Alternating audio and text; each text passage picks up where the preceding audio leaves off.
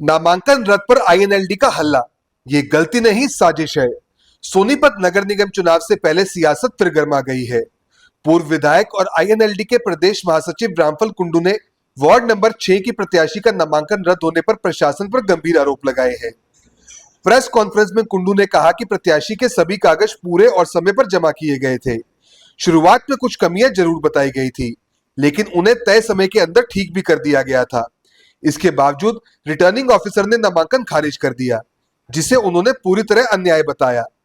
कुंडू ने साफ आरोप लगाए कि प्रशासन निष्पक्ष तरीके से काम नहीं कर रहा और कुछ अधिकारी एक खास राजनीतिक सोच से प्रभावित होकर विपक्षी उम्मीदवारों के साथ भेदभाव कर रहे हैं। उन्होंने कहा कि 10 मई को होने वाले नगर निगम चुनाव से पहले इस तरह के फैसले चुनाव प्रक्रिया की पारदर्शिता पर सवाल खड़े करते हैं। अगर समय रहते कार्रवाई नहीं हुई तो लोगों का भरोसा चुनाव प्रणाली से उठ सकता है। आईएनएलडी नेता ने मांग की कि ऐसे अधिकारियों की पहचान कर उन्हें तुरंत हटाया जाए ताकि चुनाव निष्पक्ष हो सके। प्रेस वार्ता के बाद उन्होंने जिला उपायुक्त को ज्ञापन भी सौंपा और उम्मीद जताई कि प्रशासन इस मामले में गंभीर कदम उठाएगा।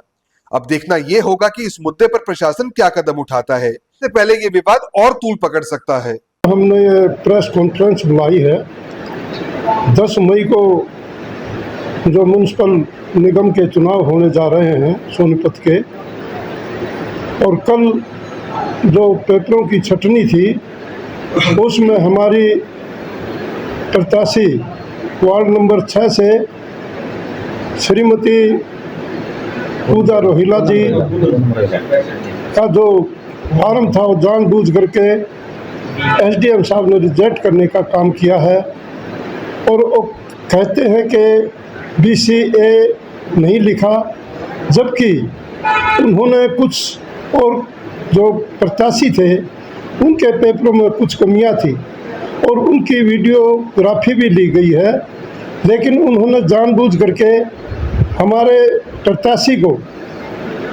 उसका पेपर कैंसिल करने का काम किया है। इसी सिलसिले में आज हमने ये प्रेस कॉन्फ्रेंस बुलाई है और मुझे तो यह भी पता लगा है कि जो एसडीएम यहाँ हैं उनकी भावना ज़्यादा बीजेपी की तरफ जुड़ी हुई है, लेकिन एक ऑफिसर होते हुए भावना चाहे कहीं भी हो, लेकिन किसी प्रत्याशी का इस तरह से गलत तरीके से पेपर कैंसिल करना दुर्भाग्यपूर्ण है। हम इसका डट करके विरोध करते हैं और मांग करते हैं कि ऐसे जो ऑफिसर बैठे हैं उनको तत्काल जो उनके पास ये चार्ज है उसका चार्ज वापस लेकर के किसी गणमान्य जो एक सार्वजनिक व्यक्ति है उसकी ड्यूटी लगाई जाए। हम तो ये कहते हैं कि उसको तुरंत प्रभाव से इससे जो जिम्मेवारी है इससे मुक्त किया जाए और दूसरे किसी ऑफिसर को इस पोस्ट पर लगाया जाए। जिस तरह से आपने कहीं पर अभी तक डीसी साहब के भी पास जाएंगे, उनको विज्ञापन देंगे और कहेंगे कि जी इन्होंने हमारे साथ ये इस तरह का व्यवहार किया है, जबकि दूसरे लोगों के ने पेपर एक्सेप्ट करने का काम किया है। हमारे प्रत्याशी का जानबूझ करके नॉमिनेशन रद्द किया गया है। हम डीसी साहब से मिलेंगे। क्या कागज स्टार्टिंग में कंप्लीट नहीं थे? कागज हमारे पूरे कंप्लीट थे और तो SCBC जो लिखा हुआ था हमारे प्रत्याशियों ने साथियों ने पूरे कर दिए गए थे, लेकिन ये एक 7 चीज के तहत कैंसिल किया गया। कारण क्या बताया थी कैंसिल करने का? उन्होंने बताया कि BCAB का जो होता है इसमें BCA नहीं लिखा, सिर्फ यही है।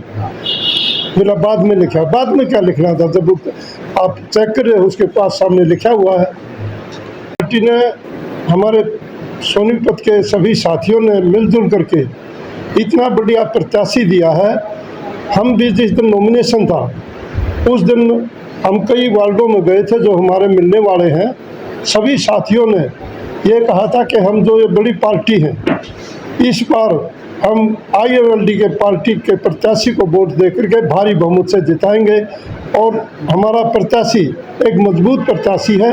किसी वार्ड में भी जाइए, कोई भी वोटर जो भी इनको जानता है सारे ये कहते हैं सबसे बढ़िया प्रत्याशी ये है, लेकिन ये ठगी के हिसाब से जीत जाते हैं और इस बार नहीं चलेगा।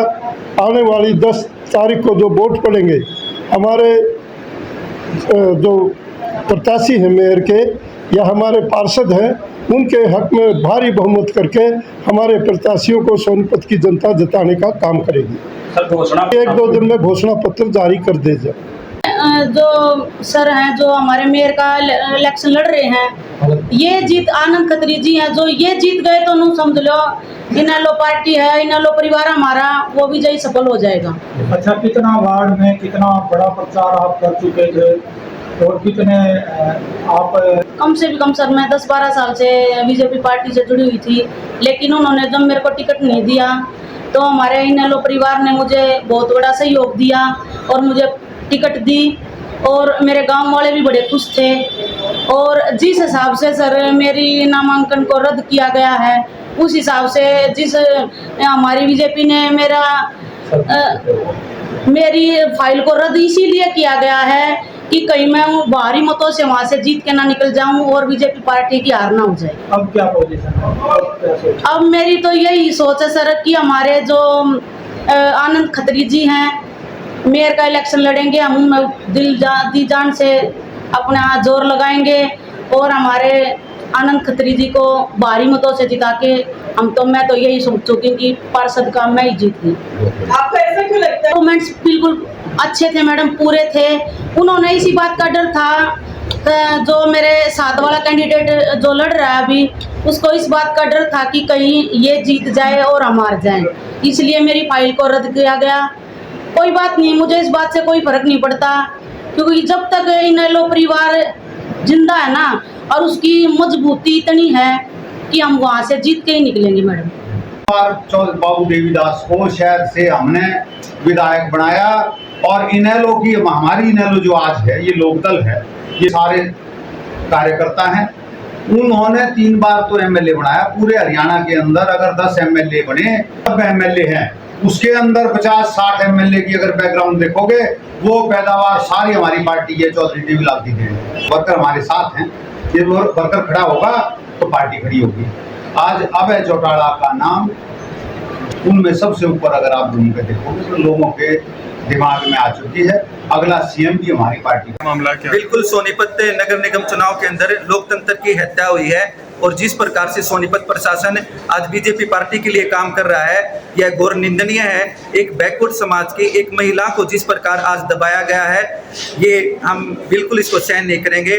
और इंडियन नेशनल लोकदल पार्टी आज उपायुक्त सोनीपत से भी मिली है, उनको भी हमने तुरंत प्रभाव से कहा कि जो हमारे आरओ हैं उनको तुरंत प्रभाव से बदला जाए, नहीं तो वो केवल बीजेपी के लिए काम कर रहे हैं। और भी कल आप अगर वीडियो रिकॉर्डिंग निकालोगे, बहुत सारे प्रत्याशियों की जो फार्मों में कमी थी उनसे ली गई, परंतु एक दुष्भावना से हमारे कैंडिडेट के साथ, और ये इनेलो पार्टी की कैंडिडेट थी और जो बीजेपी का सर्वे था उनको भी ये लगा कि ये जीतेगी और भारतीय जनता पार्टी को करारी शिकस्त देगी। उससे डरकर सरकार घबरा गई है और प्रशासन पर दबाव बनाकर गलत काम करवा रही है। हम अगर आगे भी ऐसा हुआ तो इनेलो पार्टी बहुत बड़ा प्रदर्शन भी सरकार के खिलाफ और प्रशासन के खिलाफ करने का काम करेगी। क्या आप स्टॉक मार्केट में एक सफल और प्रोफेशनल ट्रेडर बनना चाहते हैं? तो जुड़िए ट्रेडिंग गुरुकुल से, जहां आपको मिलता है 19 साल से भी ज्यादा का भरोसेमंद अनुभव। 6000 से भी ज्यादा स्टूडेंट्स को हमने सिखाया है लाइव मार्केट में ट्रेड करना। यहाँ सीखें स्टॉक, फॉरेक्स और क्रिप्टो ट्रेडिंग बिल्कुल बेसिक से। अपनी स्किल्स को अपग्रेड करने के लिए हमारी ट्रेडिंग गुरुकुल ऐप इंस्टॉल करें। आज ही कॉल करें और अपने ट्रेडिंग करियर की शुरुआत करें।